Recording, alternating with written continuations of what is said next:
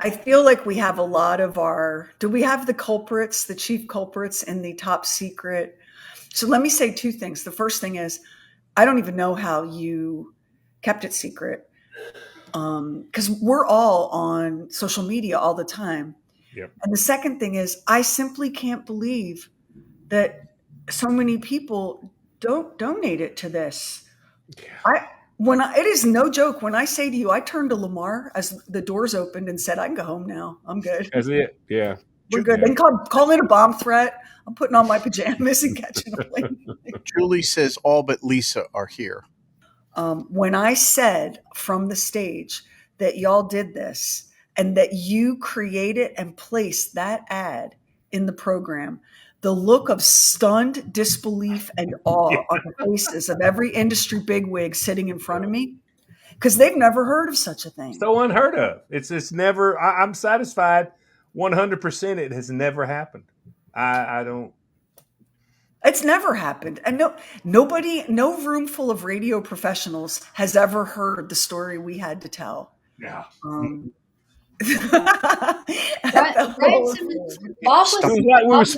was like you were speaking a foreign language. I mean, it really was. They were like, "What?" What were you saying, Heather? They were asking if Bob was floating on cloud nine. He was stunned. I mean, for one, winning this award, it's hard to explain to people not in the industry what winning this award is like. But this is something that one in a million. Unless you're a big time Ryan Seacrest, Alice Cooper, it doesn't happen.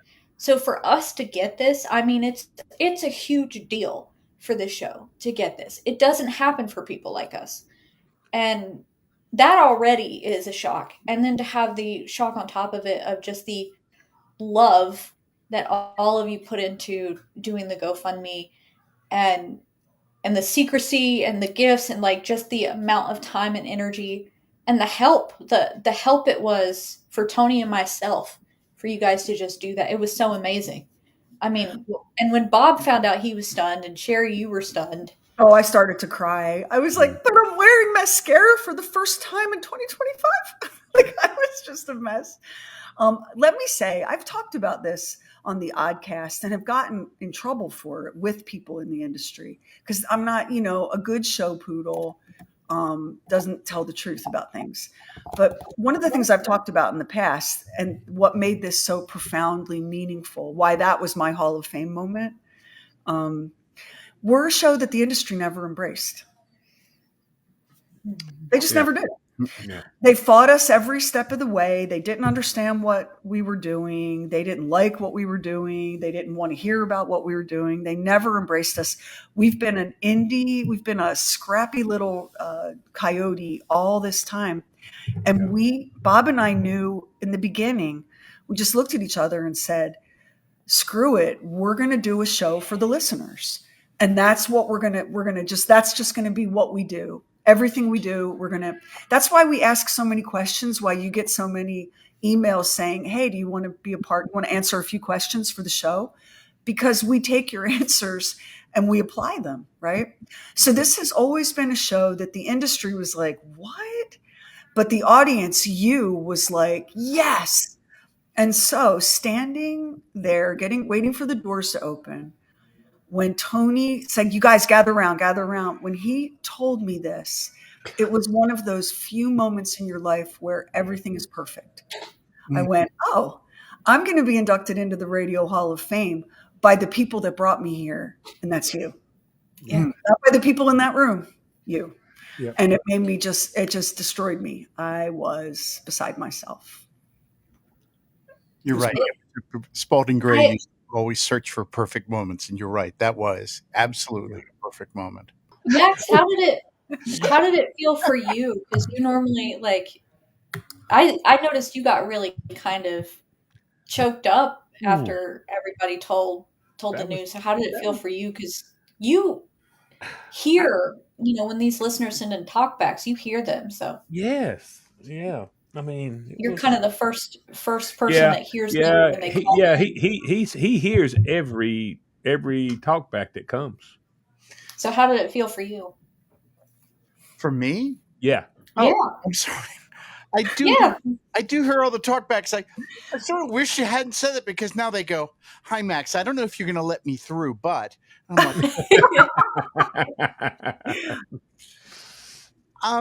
I have to tell you that surreal really is the only thought that I could have. And, I've been doing this since I was 16 years old. I cracked a microphone when I was 16 years old and still in high school, and worked part-time doing that, and dropped out of college, much to the chagrin of my parents, to do this when I was 19 years old, wanted to do this full time. And to be able to sit in a room and go, in some way, I've been a part of this show for 32 years. And in every way, not in some way, in every Yeah. way.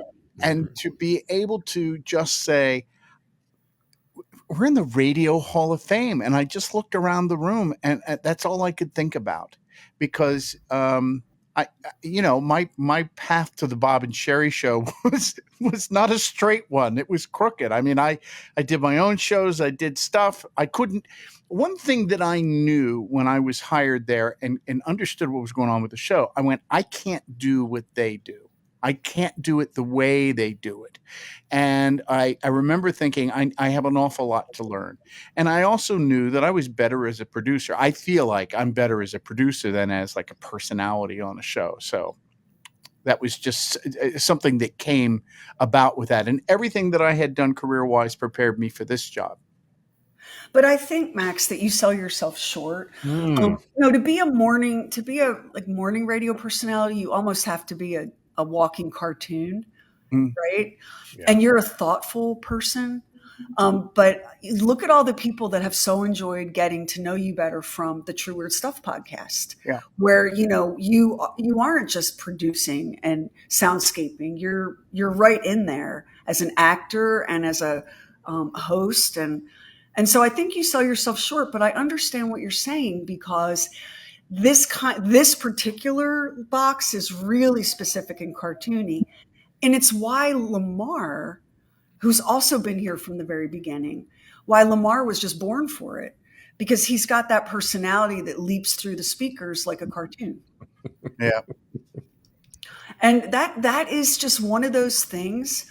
It's just a really specific thing. And Max was hired to spy on us. And it tells you everything about who Max is, that he was like, I ain't spying on them. Yeah, the guy that hired me, because I want you to be my guy on the inside and let me know what's going on with the show. And I came to Bob and Sheri and I went, look, this is what he said. I'm with you. I'm not playing this game, And as soon as Max told us that, we were like, well, hello, little fly, come into my web with that guy.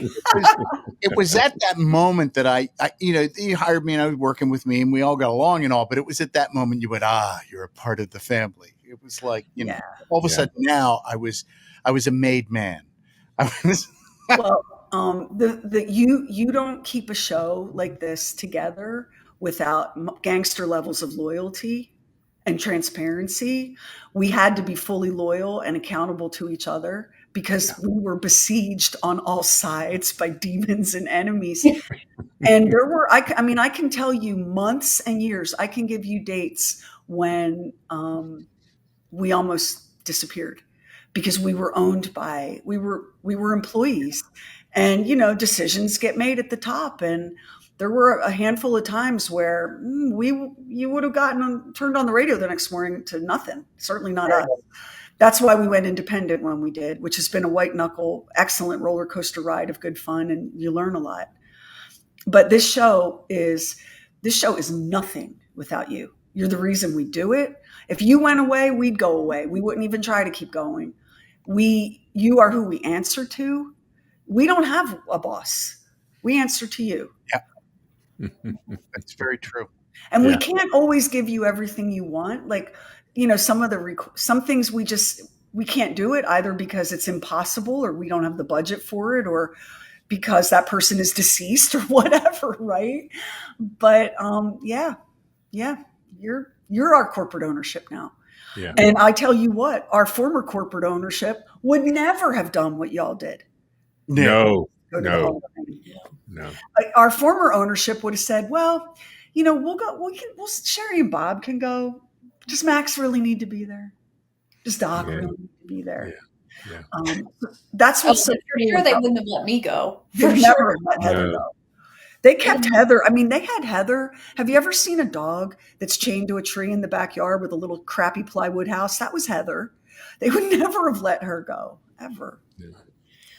And Kiona, we're the longest relationship you've ever had. Oh my God. Oh, Oh, same girl, same. She remembers the one who used to email because she hated my laugh. And she Kiona did? email me of it all the time. And she used to, I remember she said, if you're so desperate to be heard, why don't you get your own show elsewhere? I used to keep my hate mail. I have a box. Back in the day when people would take the trouble to put your hate mail into, like, it wasn't email, it was like they licked a stamp and everything. I would get some masterpieces of hate mail back in the day, and I got all that somewhere in a box, I think. There used to be some real effort in hate mail. Being a hater was a full-time gig back in the day. And the fact that you guys had those people, that's hysterical. Well, let me just say that's why, like, internet trolling and nasty comments, I'm like, oh, Chad, do you not like me? That must have hurt your fingers to tap that out. Bitch, go to the post office and maybe I'll take it. My tack was always, I was syrupy sweet to them. I'm so sorry you feel that way. What can I do to try to remedy this? You know what I do? I just tell them, well, it sounds like you need to find something else to listen to. And that's not what they want to hear. They're like, so you don't care if you lose a listener? You just told me you hate me and my entire bloodline. You're not listening, right? Oh, yeah, he is. Yeah, he was. Look what Tony said. There are 15 former program directors who take credit for discovering Bob and Sheri. But you know what? That's cool. That's fine. That's fine. Whatever. As Taterhead at Budweiser taught me, what you eat don't make me fat. Make me fat. What you say, what you think. That's Hey, right. Lamar, will you stand up and show everybody your shirt? Yes. This is my Team Bacon shirt. And tell everybody where it came from. Tony Tyndall sent it to me. I'm assuming that was from you, Tony, because there was no name in it. And then I come to find out that you've been talking to my wife for the last 6 weeks and asking about shirt sizes. So I would think this would be from you for sure. Hey, Lamar, this is a great gig. A really sexy, good-looking man in Florida is sending you clothing. I like it. I know like you do. Hey, now that you've got this size thing down, Pat, let's keep it coming. And the address. Because I know you got good taste. I've seen you dress. I know you got good taste. When we sat and looked at the people that are in the Radio Hall of Fame, you have to giggle because some of it sounds like a history book, like Fibber, McGee, and Molly and the Lux Radio Hour. But you guys, radio was so important to American culture. Yeah. Before there was TV, and especially like during the Great Depression, families would gather. I know this sounds like crazy, but families would gather around the radio for entertainment. And it was free. I mean, if you could buy a radio, the entertainment was free. This was back when people couldn't afford, they could barely eat. There was no going to a Broadway show, and even a movie was out of the question. So to be in the Hall of Fame with these people who invented the medium and transformed the pop culture and the cultural landscape in this country, like, I'm sorry, that's outrageous. Most impressive of the evening for me was a guy probably none of you have heard of. His name is Shelley the Player Stewart, and he was in radio in Birmingham, Alabama, when they were having the protests down the civil rights protests, and he was a friend of Dr. Martin Luther King Jr., and he was instrumental in being a voice for the African American community in civil rights. He is 90 years old, and they brought him up in a wheelchair. 93. Yeah. He stood up and he did talk, and he gave an inspiring speech. And all I could think was, I'm glad that you lived long enough to be able to get this award, because that, to me, he wasn't just a member of the Hall of Fame. He's living history. I mean, that was the thing that was really just something to me. One of the cool things he said was that during his broadcast, he would give out codes that the listeners could understand, where they would go have secret meetings, secret civil rights meetings that nobody would know about. He would give out codes over the air. I mean, oh my gosh. My mom called me the next day. Honey, tell me everything about the Hall of Fame. So I told her about that. And she said, well, I know from my own experience how wonderful your listeners are.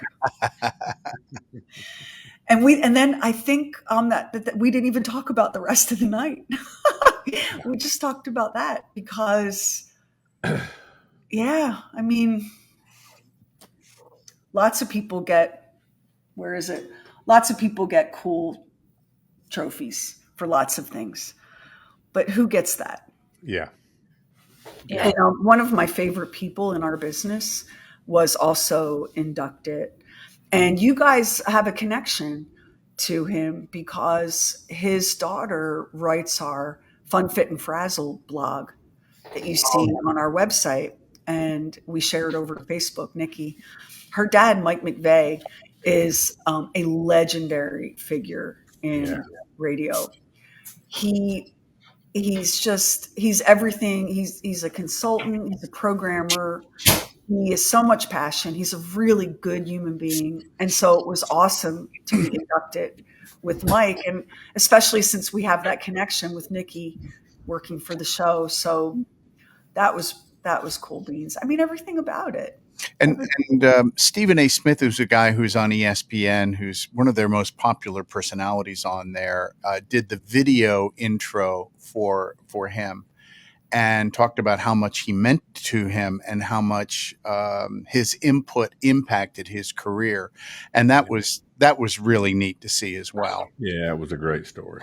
Yeah, it was. I mean, there were a lot of moments that Martha Quinn told a really charming story. So Martha Quinn, for all of our boomers and Gen Xers, one of the first MTV VJs back when MTV was MTV and played music. When the very first MTV Video Music Awards, Martha walked up to the stage and tripped and face planted. And she has PTSD from it. So she's like, that's my daughter getting me up here so that doesn't happen again. When I got to meet her and I got to meet Alice Cooper, who were also, of course, inducted as well. But she was tiny. And when I went to meet her, I said who I was. And then I feel like I followed that up with, because